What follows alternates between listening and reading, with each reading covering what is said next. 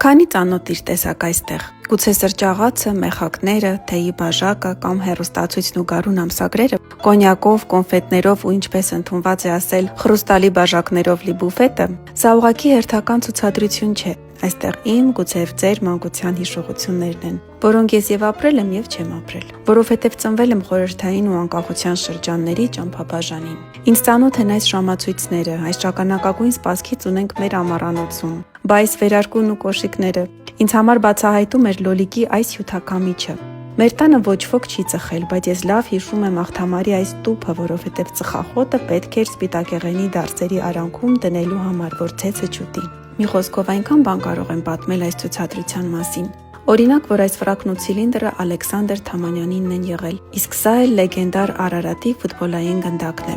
Ննջարանի այս նրբագեղ կահույքը Աղասի Խանջանին է պատկանել։ Ամեն ինչ չպատմեմ, որ դուք էլ գնաք ու վայելեք։ Բաց չթողնեք Երևանի պատմության թանգարանի նոր ցուցադրությունը՝ հիշողություններ խորհրդային Երևանի բնակարանից։